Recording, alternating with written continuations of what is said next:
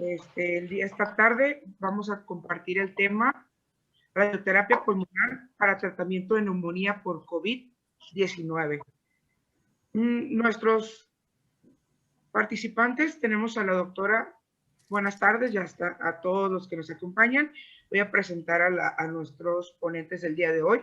La doctora Cindy Sharon Ortiz Arce, médico cirujano y partero, egresado de la Escuela Superior de Medicina del Instituto Politécnico Nacional, con maestría en Ciencias de Especialidad de Farmacología de la Universidad del Instituto Politécnico Nacional, con un doctorado en Ciencias de Especialidad de Farmacología del Centro de Investigación y Estudios Avanzados. La doctora Sharon Ortiz cuenta con una patente en marcadores moleculares para detección de cáncer cervicouterino, así como otra en método de diagnóstico para la detección temprana de cáncer cervicouterino. En su experiencia laboral, fue jefe de servicio de oncología en el Hospital de Alta Especialidad del Bajío en León, Guanajuato, jefe de departamento clínico en radioterapia en la UMAE número 1, Centro Médico Nacional del Bajío en León, Guanajuato. Actualmente, jefe de servicio de radioterapia en el Hospital Ángeles de León, Guanajuato. También nos estará acompañando el doctor Alejandro Olmos Guzmán, egresado de la Universidad Michoacana de San Nicolás de Hidalgo, Facultad de Ciencias Médicas y Biológicas, doctor Ignacio Chávez, con una especialidad en radiooncología en Centro Médico Nacional Siglo XXI, generación 2016-2019, actualmente cursando una maestría en alta gerencia hospitalaria, con una investigación que obtuvo su tesis con el nombre de Análisis dosimétrico comparativo de irradiación abdominal total con radioterapia BIMAC versus 3D conformal en pacientes con diagnóstico de tumor de Wilms. Y también contaremos con la presencia de dos técnicos radioterapeutas. Graciela Cervantes Aguilar, formada en el Instituto Mexicano del Seguro Social, CONALEP Puebla, generación 2013-2016.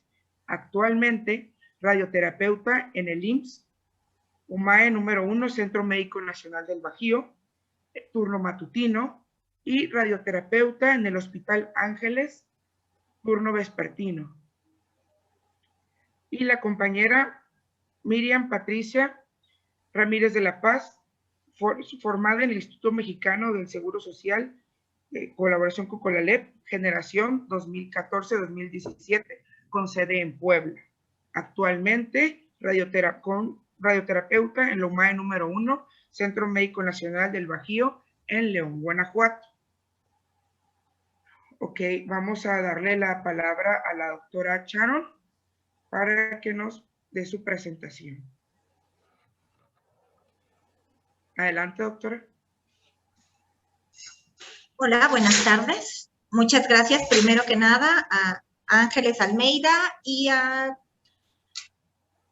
una parte de Teramac por invitarnos a participar en esta sesión. En este momento vamos a hacer una presentación un poco distinta a la que estamos acostumbrados, ya que vamos a dividirlo en 4 segmentos para hacerlo un poco más ágil y que todo sea lo más claro posible. Déjame compartir la pantalla.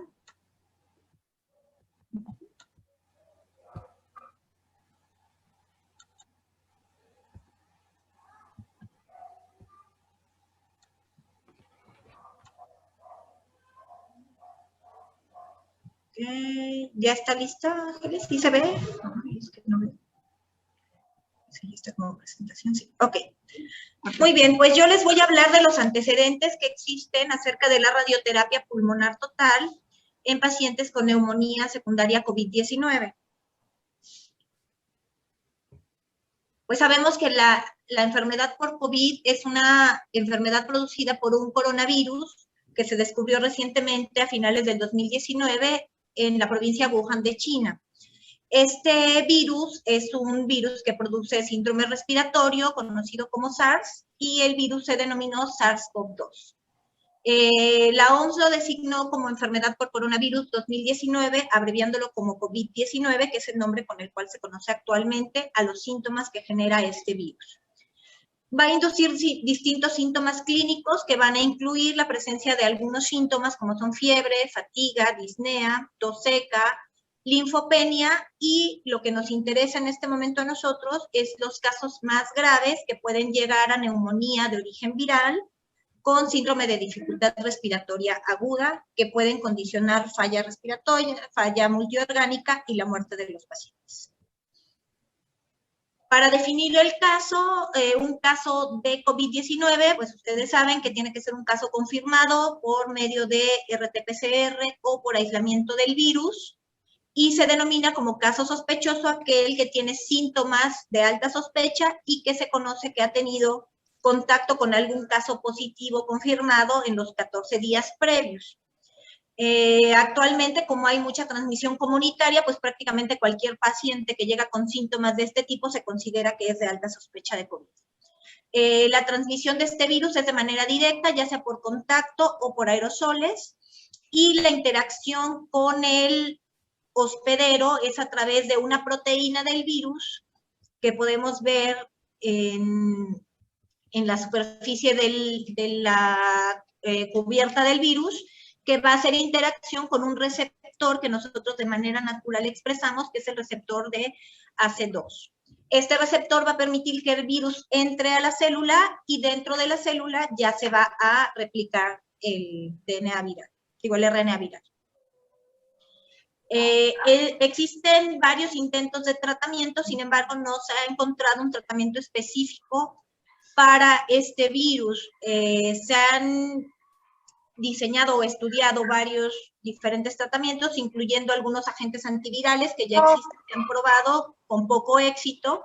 Se ha utilizado esteroides como antiinflamatorios, ya que sabemos que parte de los efectos que tenemos sintomáticos en el paciente no son directamente por la infección del virus, sino por la gran reacción inflamatoria a nivel pulmonar que desarrolla el paciente. Entonces, es lo que se ha buscado atacar, esta reacción inflamatoria que se da mediante esteroides y mediante anticoagulantes, porque la reacción inflamatoria genera un aumento de la generación de trombos.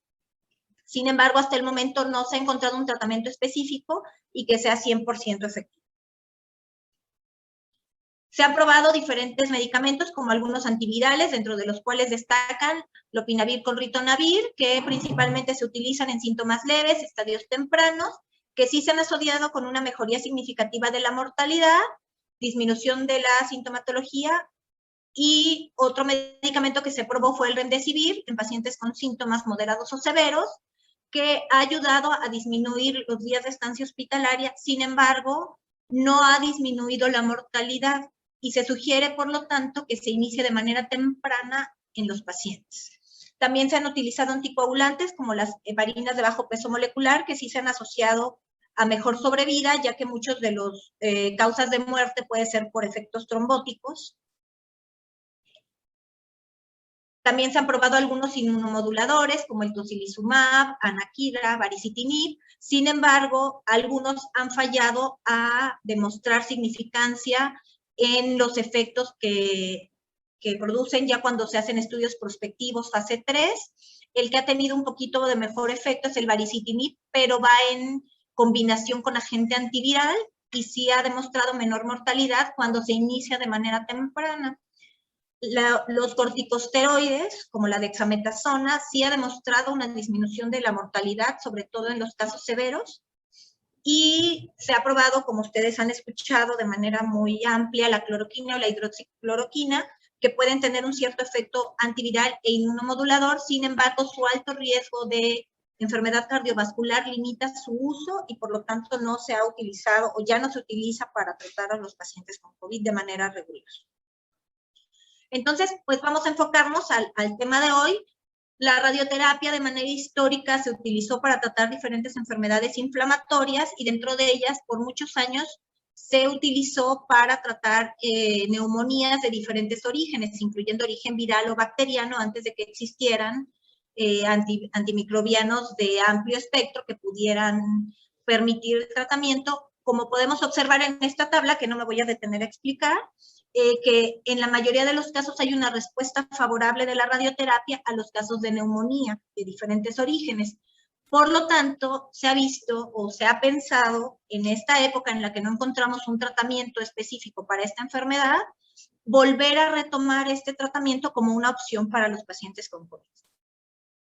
Entonces, ¿cuál es la probabilidad de que este tratamiento se pueda utilizar? Pues sabemos que los virus van a activar a las células inmunes que sintetizan diferentes citocinas proinflamatorias, entonces se aumenta la respuesta a nivel pulmonar de inflamación, disminuyendo este intercambio gaseoso que se da a este nivel.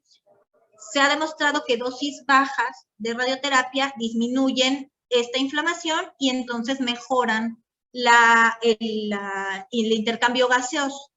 Una fracción única entre 30 y 100 centigrados puede ser otorgada de manera sencilla con cualquier equipo generador de radiaciones de los que tenemos en nuestras unidades, y pues se ha pensado que si se utiliza de manera rutinaria en contextos paliativos dosis todavía más altas, utilizar estas dosis bajas que pueden tener efectos tóxicos menores es imprescindible en estas situaciones.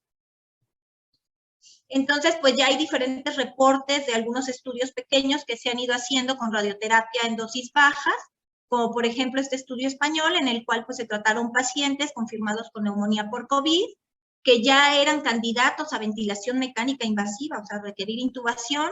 Les dieron en este caso tratamientos con tomoterapia 0.8 grays, una dosis única considerando como PTB el pulmón total más 1 centímetro de expansión. Por las dosis tan bajas no consideraron órganos de riesgo ponerles dosis limitantes.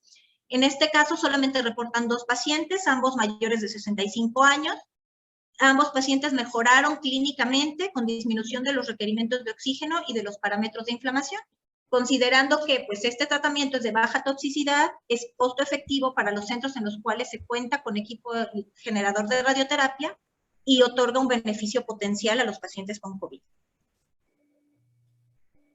Por otra parte, estudios ya pues, prácticamente publicados a finales del año pasado, pues este estudio corto publicó primero algunos pacientes en los cuales se probó pacientes mayores de 60 años, igualmente positivos a COVID-19 o de alta sospecha por medio de imagen, que tuvieran un requerimiento de oxígeno suplementario, darle radioterapia pulmón total, una dosis única.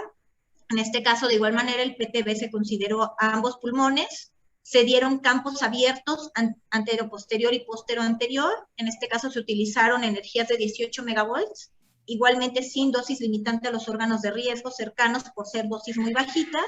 Se incluyeron únicamente 5 pacientes, de los cuales fueron 4 hombres y 2 mujeres. Todos ellos tuvieron tratamientos complementarios con enoxaparina, dexametasona, y se vio que hubo una mejoría clínica, el 80% mejoró sus saturaciones de oxígeno, disminuyó la temperatura corporal, y en general, como podemos ver en las gráficas, la mayoría tendieron a disminuir los parámetros inflamatorios. Con esto, consideraron que la radioterapia puede ser una buena opción en pacientes graves con COVID-19, y el comité de ética de este protocolo autorizó probar una dosis mayor. En este estudio se utilizaron 0.5 grays, y a partir de ahí empezaron a utilizar 1 gray. Posteriormente publicaron ya la comparación entre 0.5 y 1 grays, viendo que no hay diferencia entre las dosis, y nuevamente vuelven a demostrar que la radioterapia a dosis bajas puede ser una opción efectiva en pacientes con síndrome respiratorio. Aquí ya incluyeron pacientes con síntomas moderados, y podemos ver que de igual manera, pues, la mayoría de los pacientes tuvo una mejora de los parámetros respiratorios. En este caso, pues es otro estudio que se llevó a cabo en pacientes mayores de 50 años. Aquí ya bajaron el rango de edad. Si se fijan, incluyeron ya 9 pacientes, todos confirmados por PCR con COVID-19. Igualmente se probó radioterapia pulmón total, 1 gray, dosis única. Nuevamente el PTB fue el pulmón más 1 centímetro de expansión. Nuevamente utilizan campos abiertos a PIPA, en este caso 6 megavolts. Incluyeron pacientes con síndrome de dificultad respiratoria aguda, fueron la mayoría, severos y moderados fueron únicamente 3 pacientes. Sin embargo, podemos ver que en los 3 casos, en todos los casos hubo una mejora, tanto en los pacientes con síntomas moderados como con síntomas severos, disminuyendo o mejorando los parámetros de inflamación, mejorando la saturación de oxígeno y la fracción inspirada de oxígeno con la saturación arterial. Y aquí muestran en la gráfica en colorcitos que cuando hicieron el seguimiento de los cambios por imagen, a las 72 horas no se ve un cambio significativo, sino a una semana después pueden ver una disminución de los patrones que se pueden ver por imagen, y estos fueron a los 7 días. ¿Ok? Por lo tanto, consideran también que la radioterapia en dosis bajas es un tratamiento factible, que es bien tolerado y puede ser una opción de tratamiento para los pacientes con neumonía por COVID. Finalmente, les voy a presentar este estudio porque obviamente hay estudios que van en ambos sentidos, a favor, en contra. En este estudio cabe señalar que solamente se incluyeron pacientes graves ingresados en terapia intensiva, todos con ventilación mecánica, ya fuera invasiva o no invasiva.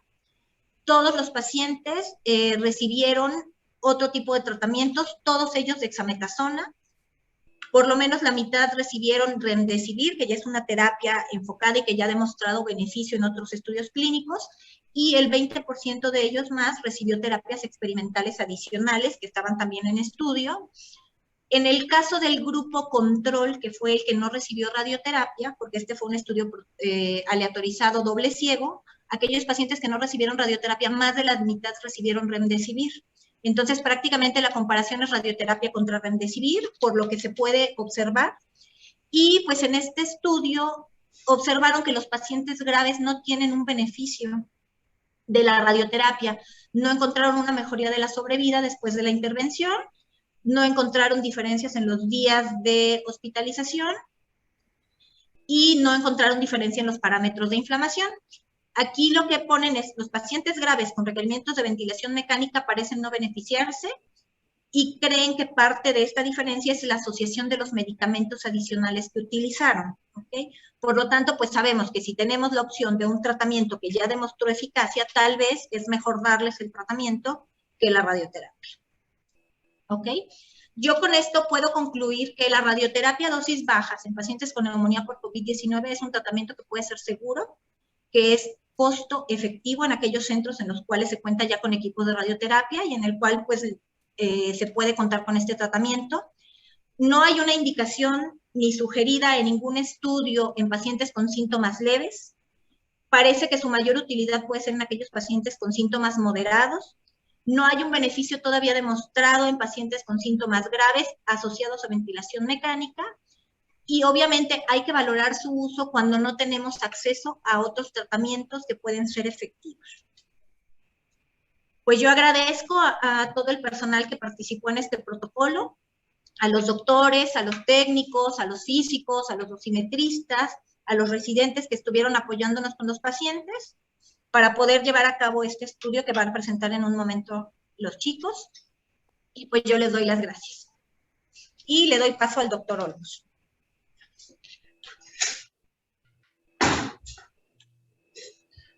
Hola, ¿qué tal? Buenas tardes. Es un gusto estar aquí con ustedes y ver a tantas caras conocidas.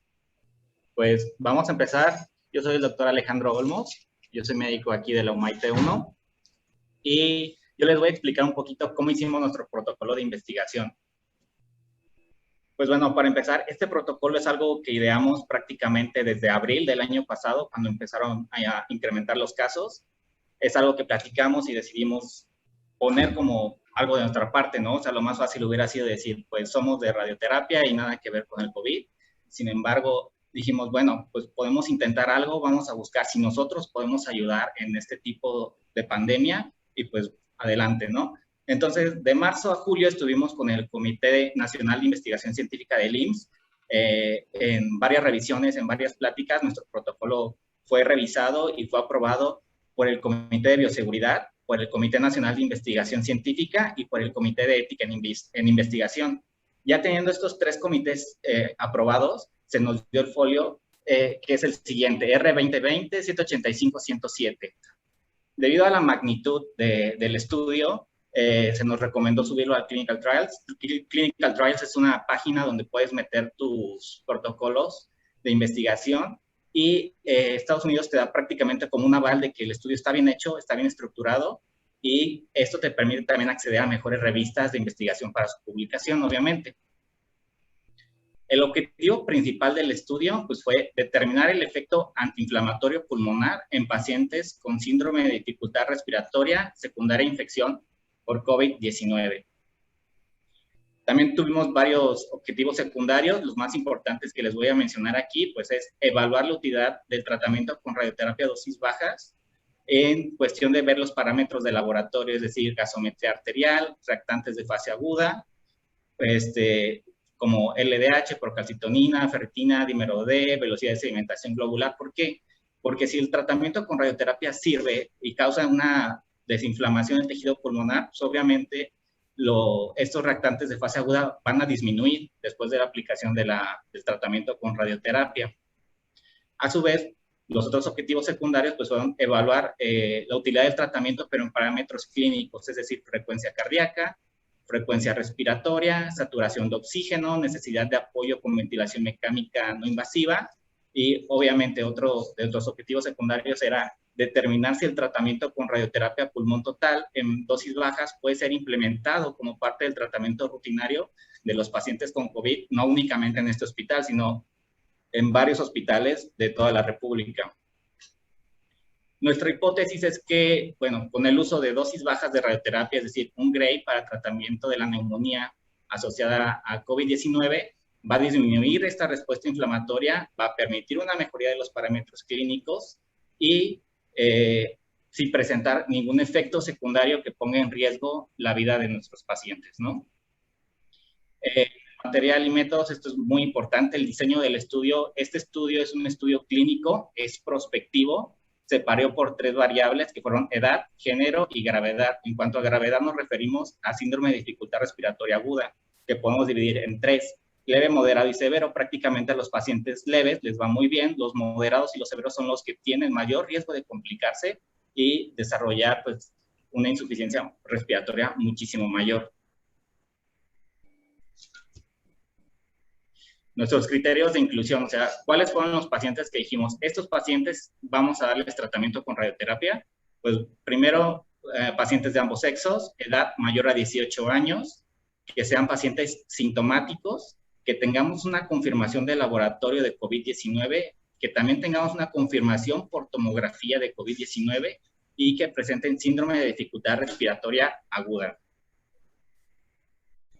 Nuestros criterios de exclusión fueron pacientes que no aceptan recibir el tratamiento, es decir, pacientes que se les explicó cómo iba a ser el procedimiento y que no aceptaron y no firmaron el consentimiento informado, datos de sepsis y datos de inestabilidad hemodinámica. Esto porque esto está descrito desde la época de 1940, cuando se hicieron los primeros estudios, y en esos estudios, inclusive ahí dicen los primeros autores que fueron los pioneros en esto, que pacientes ya que tienen sepsis, ya no se benefician del tratamiento con radioterapia. Inclusive los pacientes con inestabilidad hemodinámica tampoco se benefician de ningún tratamiento con radioterapia.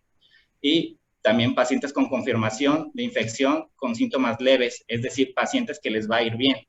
Realmente nosotros incluimos únicamente pacientes que les fuera a ir mal en su pronóstico de vida debido a la infección tan grande que tenían en sus pulmones. Nuestros grupos de tratamiento, pues bueno, el grupo de tratamiento se llama pareado o matching, que es en el diseño de estudio, porque prácticamente nosotros íbamos a tener como una igualación de pacientes, es decir, pacientes gemelos en cada grupo. Vamos a tener en el grupo control un paciente de 70 años, masculino, con síndrome de dificultad respiratoria aguda, moderado. Y en el grupo experimental íbamos a tener exactamente el mismo paciente, un paciente de 70 años, género masculino, con un síndrome de dificultad respiratoria aguda, igual de 70 años. Es decir, de arranque íbamos a tener el mismo paciente en los dos grupos, simplemente que a un paciente se le iba a dar tratamiento con radioterapia y al otro paciente se le iba a dar el tratamiento normal, el tratamiento estándar establecido por el protocolo nacional. Nosotros no realizamos ninguna modificación de los tratamientos, es decir, si le dejaban remdesivir, dexametasona o cualquier otro medicamento, nosotros no hacíamos ningún cambio del tratamiento instalado, ya sea por neumología, medicina interna o terapia intensiva, que son los que se encargaban de dar el tratamiento aquí en este hospital. nosotros qué buscábamos o a qué nos dedicamos o a qué nos referimos con desenlaces clínicos. El primario, como les decía, ver los parámetros clínicos, nos referimos principalmente a la mortalidad, es decir, al final de cuentas, ¿qué vamos a medir? Si los pacientes se mueren más, si les damos el tratamiento con radioterapia o si no se les da el tratamiento con radioterapia. Ese es como nuestro objetivo principal de este estudio. Y obviamente los parámetros clínicos. Con esto pues también vamos a ver si el paciente está cayendo en está agudizándose su proceso inflamatorio. Los secundarios, como ya habíamos visto, pues son todo lo de laboratorio, así como la tomografía, los días de estancia hospitalaria y los requerimientos ventilatorios, ¿o no? El procedimiento, y yo creo que esto es lo más importante que vamos a ver en esta parte, ya nos hablará Chely y Miriam más adelante bien cómo se maneja esto, pero previo a un consentimiento informado y de nosotros hacer la reclutación de los pacientes en piso, con la tomografía simple de diagnóstico inicial que le tomaron en urgencias al ingresar al hospital, en base a esa se definieron los tamaños de campo de los pacientes y después y en base a ello, pues ya iban a hacer el tratamiento con dos campos, un campo AP y un campo PA, y esto se dio con un acelerador lineal Varian X con una energía únicamente de 6 en todos los pacientes a una dosis de 1 Gray, fase única. Se trataron a los pacientes los días viernes por la noche porque a esa hora nosotros ya prácticamente ya no tenemos pacientes, y el sábado esto para evitar la exposición con los mismos pacientes que no estuvieran comprometidos con pacientes que tuvieran COVID y el personal que no fuera parte del protocolo, obviamente para protegerlo, ¿no? Al término de cada tratamiento se realizó limpieza exhaustiva todos los días, el viernes y el sábado, inclusive a veces se hacía uno extra entre domingos si existía la posibilidad del personal. Y durante todo el protocolo el personal usó equipo de protección completo, es decir, el Tyvek, el overall, botas, gorra, cubrebocas, todo absolutamente lo necesario fue brindado por el hospital y no tuvimos jamás ningún problema. Y algo que quiero que quede muy claro, nosotros no realizamos una tomografía simulación, es decir, nosotros lo hicimos con la tomografía diagnóstica y esas imágenes se subieron a Eclipse. Esto obviamente para disminuir la exposición a pacientes y del personal no incluidos en el protocolo, para evitar el riesgo de infección. El tamaño de la muestra, pues bueno, como es un estudio piloto, incluimos 30 pacientes porque 30 pacientes es un número ideal de acuerdo con el teorema del límite central, con el cual podemos tener unos buenos cálculos estadísticos, un buen poder estadístico en una población que tiene un comportamiento normal. Y el análisis estadístico lo hicimos con el software PRISM.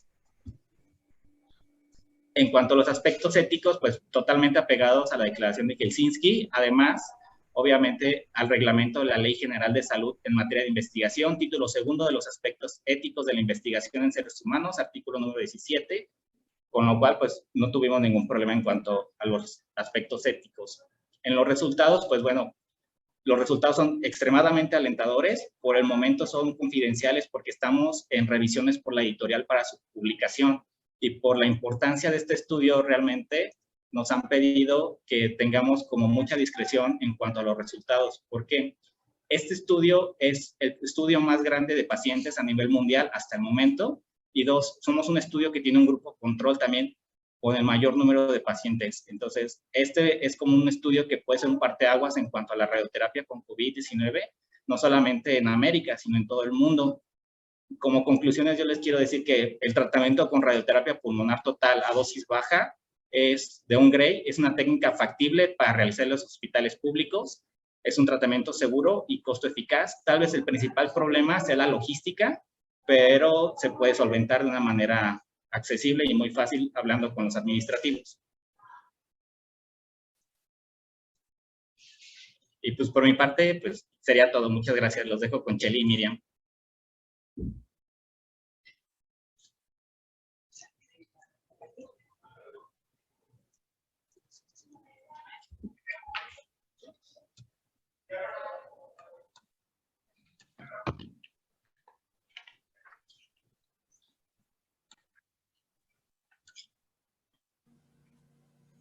Compañera Graciela, adelante. O Miriam.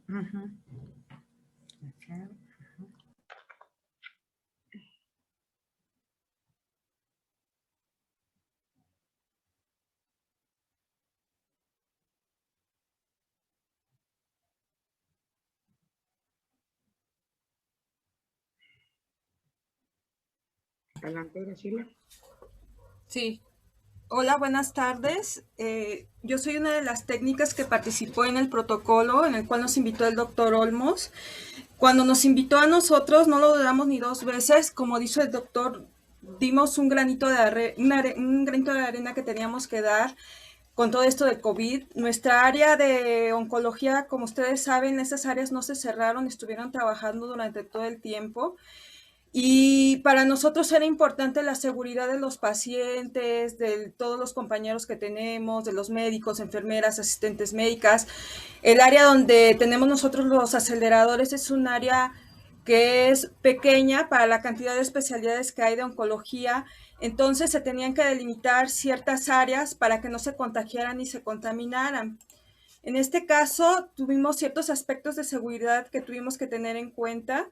Por ejemplo, teníamos que tener en cuenta en qué día realmente se iba a tratar el paciente, porque no se podía tratar entre semana. Teníamos pacientes, tenemos turnos matutinos y vespertinos y aproximadamente se ven 25 pacientes por turno. Entonces era muy difícil tratarlos por miedo a que se contagiaran los pacientes y los compañeros, ¿no? Entonces se limitó al día viernes y sábado, llevando claro los exhaustivos, el equipo de protección individual. Esto se hizo en la tarde, en la noche, una vez nada más fue un sábado y entre semana la doctora Ortiz mandó a hacer los exhaustivos en las áreas, se mandó a hacer limpieza en las áreas para que no hubiera contaminación. El equipo de que íbamos a utilizar también era muy importante porque nosotros contamos con dos equipos, contamos con un Elekta Infinity y un Varia Clinic. Entonces, de los dos teníamos que escoger uno que se pudiera aislar y que no tuviera que pasar por el área de donde estaban los pacientes y el área de las consultas, para que no se contaminaran más esas áreas. Entonces, el que se tomó en cuenta fue el acelerador Clinac, que es el que ven en la primera foto. Tenía un área que se podía tapar de esta forma. Aquí se podía poner, pusimos un bote de ropa sucia para tapar y se limitara el área.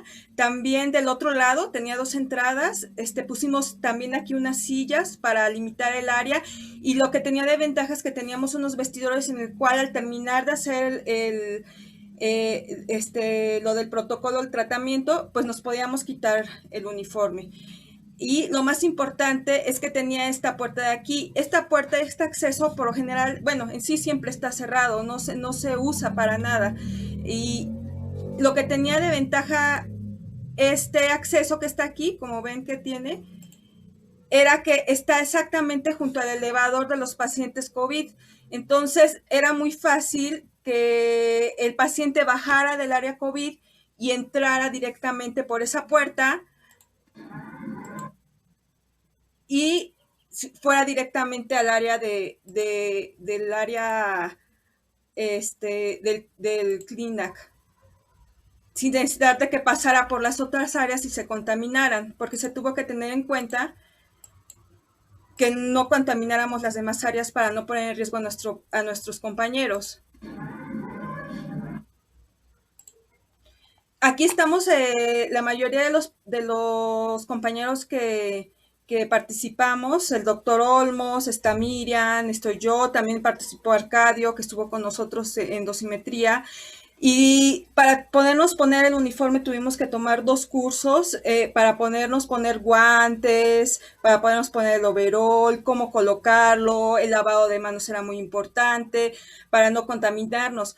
Pero aparte tuvimos que conseguir otras cosas. El uniforme nos lo proporcionó el hospital. Cada vez que íbamos a dar el tratamiento, el hospital nos entregaba el uniforme y ya nos repartíamos. Recuerdo que el primer día que tuvimos el primer paciente nos dieron un overol de otra marca y nos estábamos asando. Nada más tuvimos un paciente aquella vez y nos estábamos asando dentro del overol, o sea, ya no lo soportábamos. En la segunda vez que tuvimos que hacer los tratamientos, que fueron más pacientes, el overol nos lo cambiaron por y nos dejaba respirar más, porque era muy cansado y para tanto tiempo que íbamos a estar parados y moviéndonos, pues sí, era muy calientes. Los gogles se nos empañaban, igual las caretas. Y también tuvimos que conseguir nosotros, por ejemplo, bolsas rojas, para poder poner todo el uniforme cuando acabáramos de quitárnoslo. Conseguimos el gel antibacterial para podernos poner, porque cada vez que se quita un uniforme, en cada movimiento que hace hay que estarse poniendo gel antibacterial porque lo más difícil de todo es quitarse el uniforme y poder contaminarse en el momento en que te quitas la careta, te bajas el overol. Entonces había que estarse lavando con gel antibacterial, un lavado de manos y quitarse las cosas poco a poco. Y esto lo hacíamos uno por uno cuando terminábamos y todo lo poníamos en la bolsa roja. También se consiguió un traste muy grande donde se llenó de agua y se le puso cloro para dejar los gogles que íbamos quitándonos y los poníamos ahí y al finalizar pues se lavaba todo eso. También usamos lo que fue el KN95 pero de concha, la careta, lo que son los zapatos. Si se dan cuenta aquí, cómo tuvimos que tomar el curso de la secuencia de la colocación de la protección de personal, la bata, cómo colocarnos la mascarilla, teníamos que llevar dobles guantes, a la hora de quitarnos, pues todo lo que es quitarnos con la maniobra de pinzado de guante, dejarnos al final un guante y quitarnos, como les dije, lavarnos las manos con el gel cada vez que quitábamos una pieza, era muy importante para no contagiarnos al final. Una vez que acabamos esto, pues ahorita mi compañera les va a explicar lo que pasaba después de esto y por mi parte sería todo. Realmente es muy, muy concentrado, pero fue la experiencia que tuvimos. Para mí fue una satisfacción haber participado con el doctor Olmos y haber ayudado a tantas personas. Yo creo que es una de las pocas veces que uno puede dar un granito de arena y este tipo de situaciones es lo que nos hace ver que podemos ayudar en radioterapia, no solamente a los pacientes oncológicos, sino también en estas circunstancias que teníamos. Desgraciadamente no fue por el protocolo, pero desgraciadamente nosotros también perdimos muchos compañeros y perdimos familiares y que ya no están con nosotros y pues esto fue muy satisfactorio para mí. Dejo a mi compañera para la segunda parte de la presentación para que les explique cómo es lo que se realizó, todo lo del protocolo dentro de la sala. Gracias.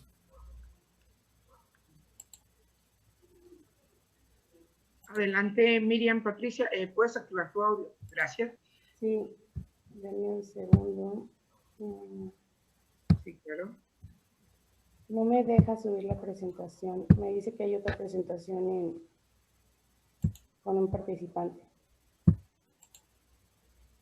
Shelly, tienes que dejar de compartir tu pantalla. Puedes dejar de compartir tu pantalla, exacta. Ya, gracias. Ok, listo.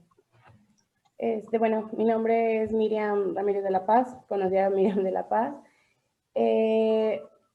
Primero que nada, quiero agradecer a cada uno de los compañeros que fuimos partícipes de este proyecto. Como dice Shelly, es una satisfacción única que se queda marcada totalmente. Hubo nervios, hubo miedo, hubo críticas, hubo muchas cosas, pero cada uno de nosotros nos mantuvimos al pie y resistiendo cada una de esas cosas. Todo fue con la finalidad de ayudar. Como dice Shelly, únicamente no nada más a los pacientes oncológicos, sino también a los pacientes COVID y dar una esperanza de vida, porque realmente estábamos en una situación donde no sabíamos cómo mejorar, había medicamentos que decían que sí, que no, etcétera. Entonces, en lo personal fue algo único y pues muy satisfactorio. Yo les voy a comentar un poco de nuestra participación como área técnica en el protocolo de pacientes COVID. ¿Sí se ve mi pantalla?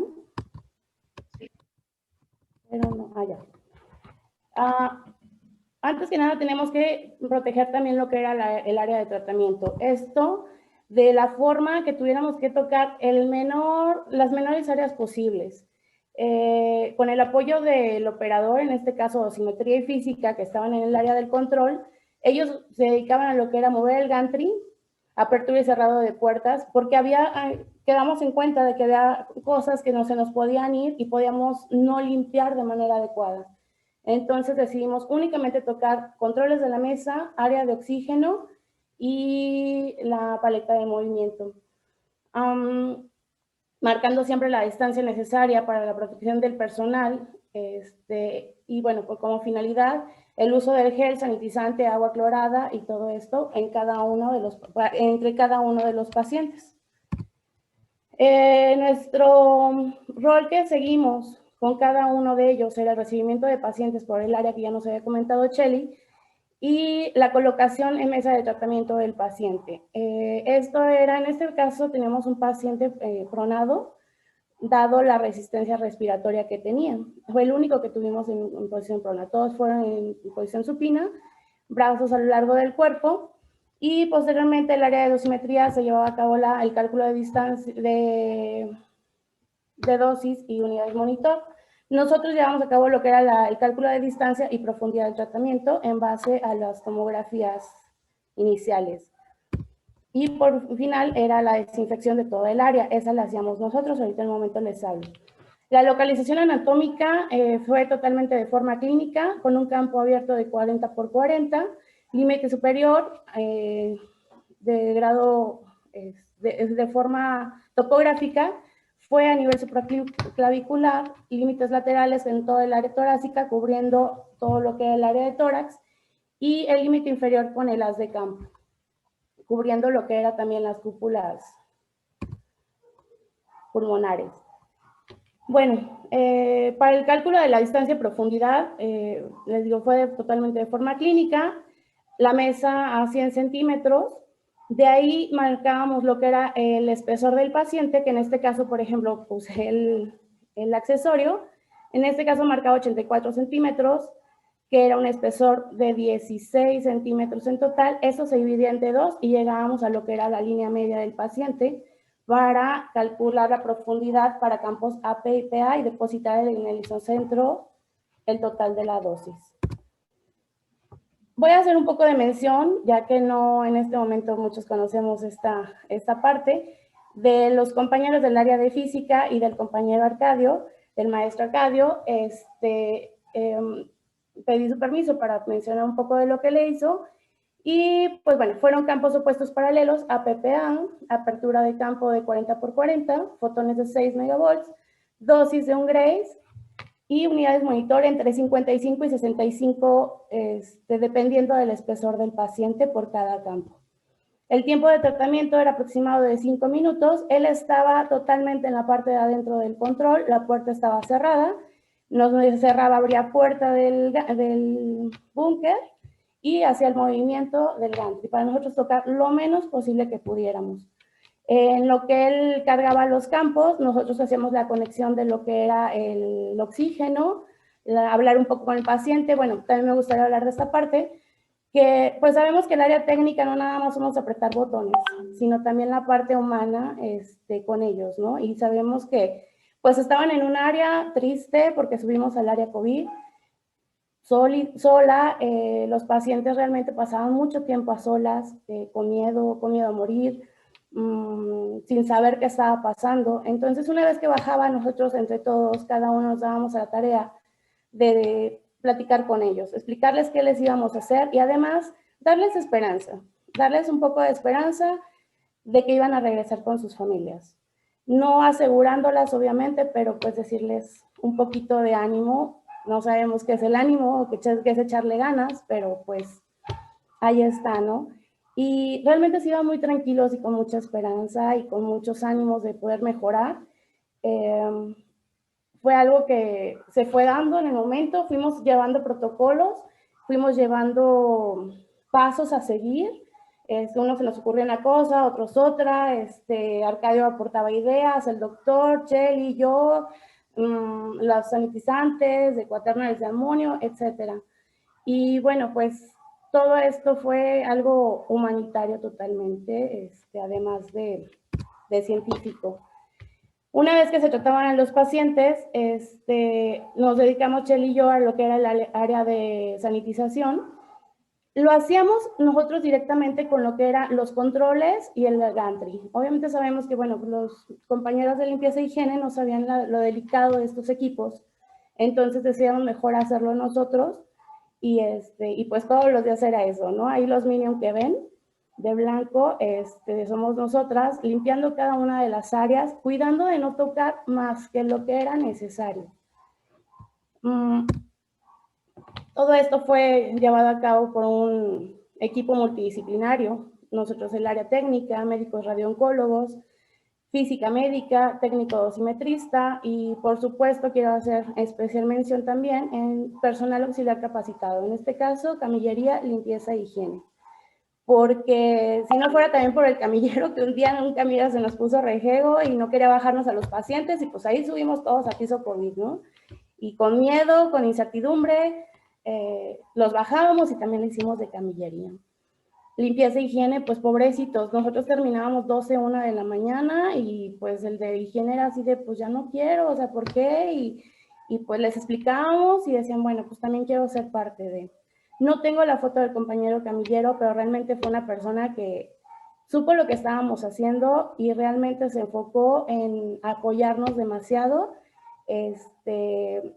Los compañeros residentes, de repente no podíamos bajar porque no teníamos tanques de oxígeno, córrele para allá con la enfermería, pide favor, o sea, había trabas a lo largo de cada uno de los días, por personal, por X o Y situaciones que se van presentando, pero gracias a este gran equipo, todo fue saliendo adelante. Y pues bueno, realmente les agradezco esta oportunidad de haberles comentado. Esto es un poquito de lo que nosotros hicimos como el área técnica, siempre cuidándonos a nosotros, a los pacientes oncológicos, porque sabíamos que el día del lunes iban a llegar ellos y pues no queríamos ser los que ocasionaran el que ellos se contagiaran. Compañeros también del área médica, asistentes, todo, híjole, en verdad fue una situación de cuidarnos a nosotros y cuidar a todos los demás. Pero fue algo que realmente me quedó con mucho gusto. Gracias. Muchas gracias. Aquí tenemos unas preguntas. Aquí tenemos a la compañera Lourdes Palafox. Nos pregunta cuál fue la tasa de dosis que utilizaron en la administración del tratamiento. Lourdes, ¿cuál fue la tasa de dosis que utilizaron para la dosis administrada? No sé, doctora, si gusta contestar la pregunta. Ok, mira, ahorita no está el personal de física ni de dosimetría en la plática, sin embargo, hasta donde yo entiendo, se utilizaron 300 unidades monitor por minuto, que es la tasa de dosis, pues que de manera convencional del equipo. No es necesario dar una tasa de dosis mayor porque no estamos dando altas dosis, no es un tratamiento complejo, es técnica AP-IPA, es un campo clínico, entonces hasta donde tengo entendido fueron 300 unidades monitor. Ok, muchas gracias. ¿Alguna otra pregunta? Compañeros, pueden habilitar su micrófono y poderlas hacer aquí aprovechando a la doctora y a los compañeros, al doctor Olmos, a la doctora Charon y a las compañeras Miriam, Cheli. Bueno, aquí tenemos saludos que muchas gracias, la verdad, mucha gente es lo que está diciendo por atreverse, la verdad. A nosotros nos tocó y ya nos dábamos cuenta cuando le hacemos el TAC simulador o de repente lo personal, en una verificación de mama, sorpresa, ¿no? COVID. Y pues desgraciadamente uno nos contaminamos con esa paciente, fuimos 2 y lo llevamos a casa. Eso fue mi experiencia personal. Inicio, paciente que venía de la frontera de la ciudad de Nogales. Se inició, muy bien se veían los pulmones en su inicio, verificación al sexto tratamiento y pues los pulmones no nos gustó. Tenemos un lado, el médico tratante y no sé a quiénes más nos comparten sus experiencias. adelante, la verdad, una excelente labor, aventársela así, porque la verdad, a la mayoría, bueno, en mi caso aquí, fueron muchas sorpresas, las que llegaron tanto en la simulación como a inicios o verificaciones. Y eso cuando era de mama, pulmón, tórax, no sabemos qué pasó con las pelvis, porque ahí no nos agarra el combing, ¿no? Como diríamos, ahí no nos cubre el área, ¿no? Y no es que nada, la verdad, muchas felicitaciones, es lo que estamos recibiendo de diferentes partes de aquí que están conectados, porque, voy a decirlo así, se la rifaron, la verdad, Y algo que porque... quiero comentar es, perdón, que durante la aplicación del tratamiento, durante el protocolo, nadie de nosotros llegó infectado. En ese tiempo tuvimos un control donde no hubo infecciones del personal ni de nosotros como participantes, sino hasta después que realmente la pandemia se puso un poco más intensa. Pero la verdad es que gracias a todos los protocolos que seguimos de seguridad, de los cursos que tomamos, de las ideas que aportamos cada uno, mantuvimos durante el tiempo de aplicación libre de contaminación. Ninguno de nosotros fue contagiado durante ese tiempo y pues realmente eso también fue un triunfo porque también era muy estresante decir, chin, y si salgo positivo, y si no, y si ya no puedo seguir con esto, y si el día de mañana yo soy el que está ahí en esa mesa. Entonces, creo que lo hicimos muy bien, con mucho miedo, pero con muchos ánimos de hacerlo bien. Claro que sí. Aquí tenemos otra pregunta de Virginia Ávila.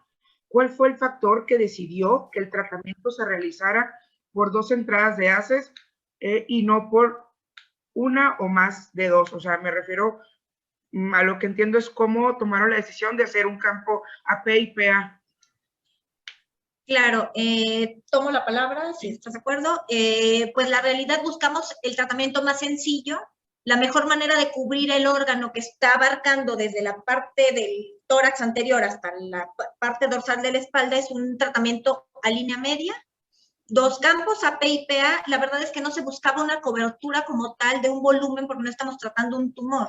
Lo que queremos es un efecto antiinflamatorio. Entonces, prácticamente no buscábamos coberturas.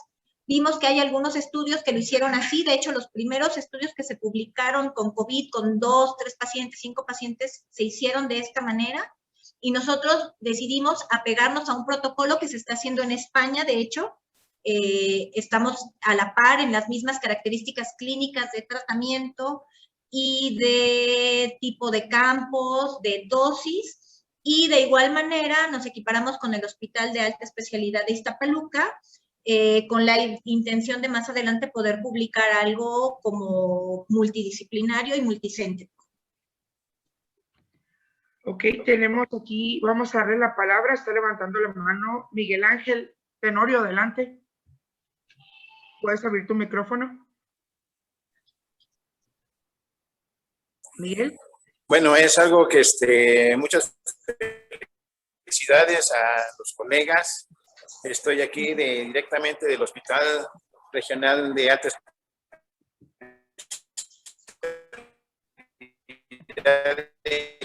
Creo que tenemos el audio.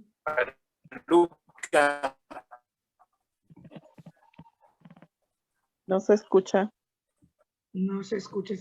Miguel Ángel, se corta tu audio. Algo que mucho la atención, principalmente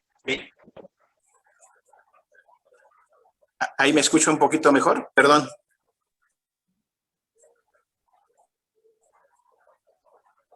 No, no se escucha, Miguel. Ya te volvimos a perder. Perdimos.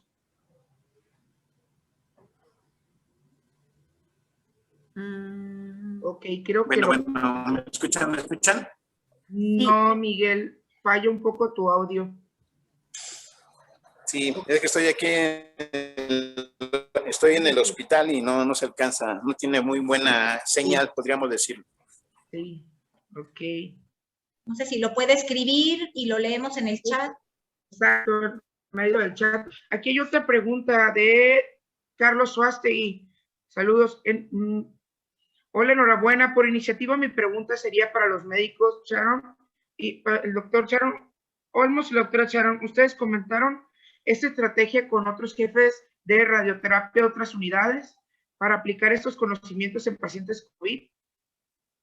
¿Y creen que participarían por el tiempo y medio o dejarían de ver pacientes de radio onco? Si lo comentaron con otros jefes de servicio de otro hospital.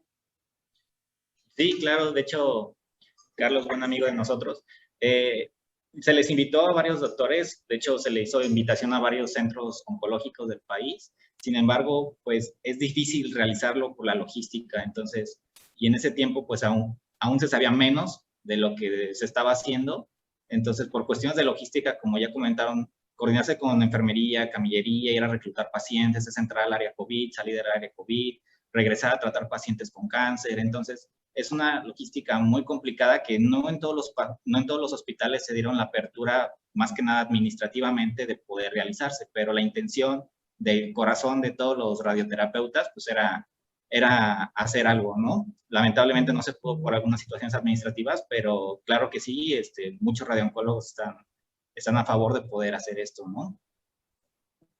Ok, tenemos otra pregunta de Héctor René. ¿Estimaron la dosis a otros órganos y tejidos debido a la radiación dispersa? No, honestamente, por ser una dosis tan baja, pues cualquier constraint es despreciable. Es una dosis sumamente bajita. Fue algo que obviamente al personal de física, de seguridad radiológica aquí llamó la atención. Se trató de ver pues, la dosis mínima para efectos estocásticos, que era lo que más podía preocupar a la gente joven, con edad reproductiva, porque de hecho en la mayoría de los estudios no incluyeron a esas personas,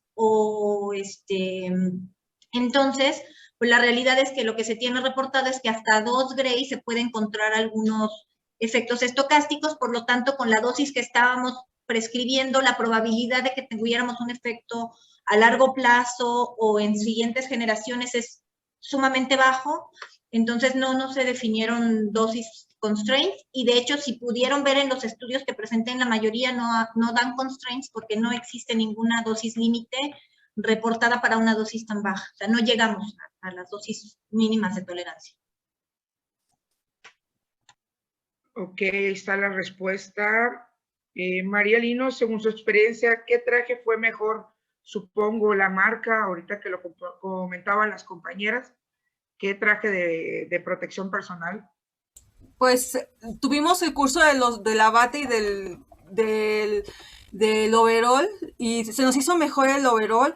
Y claro, las marcas era pues lo que le llegaba al hospital porque la primera vez era un traje que estaba súper caliente, que ya no podíamos ni respirar dentro del traje.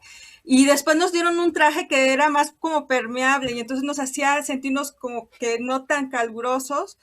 Pero era lo que nos daba el hospital. El doctor Olmos también nos hizo favor de comprarnos unos trajes que no usamos porque el hospital nos los estaba dando. Pero era dependiendo de lo que llegara y tenían que ser overoles. Para nosotros, para más seguridad, escogimos los overoles. Además, bueno, pues la eficacia estaba basada en la colocación y retiro del equipo. O sea, eso era básico y realmente fue algo que llevamos muy a cabo para no contaminarnos, o sea, realmente era seguir los pasos, o sea, nada más de, ay, pues ya no va a pasar nada, no, era llevar cada uno de los pasos en el retiro, en el desecho del material, y pues realmente sí fue como muy bueno que el hospital nos apoyara con los overoles desechables, porque pues así no nos teníamos que traer el overol a lavar a la casa y después volverlo a llevar y etcétera, ¿no? Entonces todo iba a la bolsita roja y pues eso nos daba como tranquilidad de pues no infectarnos, pero sí realmente fue basado en la colocación y retiro del equipo. Ok, muchísimas gracias. Aquí tenemos felicitaciones a todo el equipo que participó en este tratamiento de diferentes ciudades. Aquí se reporta el doctor Lozano, aquí tenemos un nuevo mensaje. Se les manda saludos Carlos Ostegui, ahí está en el chat. Y no nos queda más que, pues, muchas gracias de Teramac por habernos apoyado con esta plática y gracias a la doctora Sharon, gracias doctor Olmos, gracias compañera Graciela, Gracias, compañera Miriam.